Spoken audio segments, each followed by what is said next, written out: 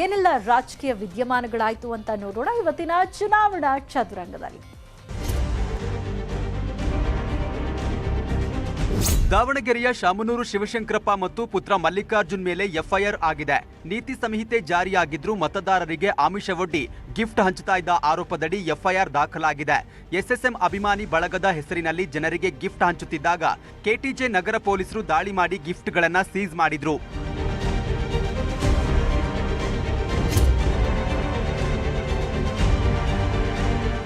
ಕೂಡಲ ಸಂಗಮದ ಪಂಚಮಸಾಲಿ ಗುರುಪೀಠ ಅಧ್ಯಕ್ಷ ಶ್ರೀ ಬಸವಜಯ ಮೃತ್ಯುಂಜಯ ಸ್ವಾಮೀಜಿ ಸಿಎಂ ಬೊಮ್ಮಾಯಿ ಅವರನ್ನ ಭೇಟಿ ಮಾಡಿದ್ರು.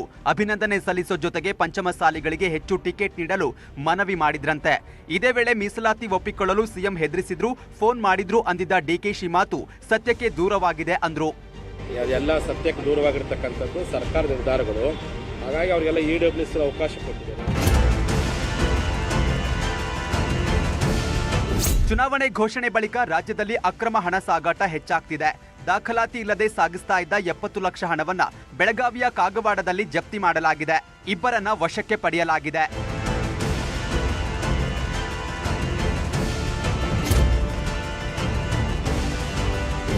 ದಾಖಲೆ ಇಲ್ಲದೆ ಸಾಗಿಸ್ತಾ ಇದ್ದ 5 ಲಕ್ಷ ಹಣವನ್ನ ರಾಮನಗರದ ಹನುಮಂತನಗರ ಬಳಿಯ ಚೆಕ್ಪೋಸ್ಟ್ನಲ್ಲಿ ಸೀಸ್ ಮಾಡಲಾಗಿದೆ.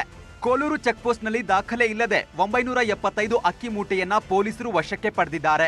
ಕೋಲೂರು ಗೇಟ್ ಬಳಿ ದಾಖಲೆ ಇಲ್ಲದ 1 ಲಕ್ಷ, ಕೆರೆ ಚೆಕ್ಪೋಸ್ಟ್ನಲ್ಲಿ 2 ಲಕ್ಷ ಹಣ ಸೀಸ್ ಮಾಡಲಾಗಿದೆ.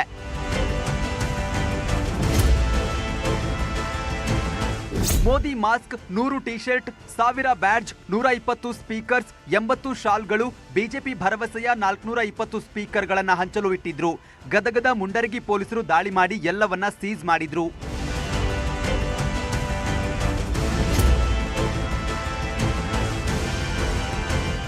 ಪರಿಷತ್ ಮಾಜಿ ಸದಸ್ಯ ಎಸ್ಆರ್ ಪಾಟೀಲ್ ಭಾವಚಿತ್ರ ಇರೋ 34 ಲಕ್ಷ ಮೌಲ್ಯದ ವಾಲ್ ಕ್ಲಾಕ್ಗಳನ್ನು ಪೊಲೀಸರು ಜಪ್ತಿ ಮಾಡಿದ್ದಾರೆ.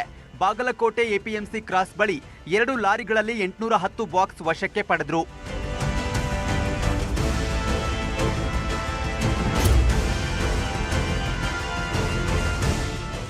ರಾಮನಗರ ಮೂಲದ ಯುವಕರು ಧರ್ಮಸ್ಥಳದಿಂದ ಹೊರನಾಡಿಗೆ ಹೋಗ್ತಿದ್ದಾಗ ದಾಖಲೆ ಇಲ್ಲದ 1 ಲಕ್ಷ ಹಣ ಇಟ್ಕೊಂಡಿದ್ರು. ಈ ಹಣವನ್ನು ಜಪ್ತಿ ಮಾಡಲಾಗಿದೆ. ಚಿಕ್ಕಮಗಳೂರಿನ ಮೂಡಿಗೆರೆ ತಾಲೂಕಿನ ಕೊಟ್ಟಿಗೆಹಾರ ಚೆಕ್ ಪೋಸ್ಟ್ ಬಳಿ ಅಧಿಕಾರಿಗಳು ಜಪ್ತಿ ಮಾಡಿದ್ದಾರೆ.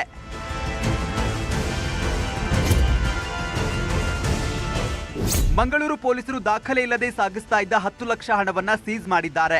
25 ಮಂದಿ ಕ್ರಿಮಿನಲ್ಗಳನ್ನು ಗಡೀಪಾರು ಮಾಡಿದ್ದು 200 ಲೀಟರ್ ಮದ್ಯ, 65 ಕೆಜಿ ಡ್ರಗ್ಸ್, ಗಾಂಜಾ ವಶಪಡಿಸಿಕೊಳ್ಳಲಾಗಿದೆ. ಇದಿಷ್ಟು ಇವತ್ತಿನ ಚುನಾವಣಾ ಚದುರಂಗದ ಹೈಲೈಟ್ಸ್. Bureau report, news 18.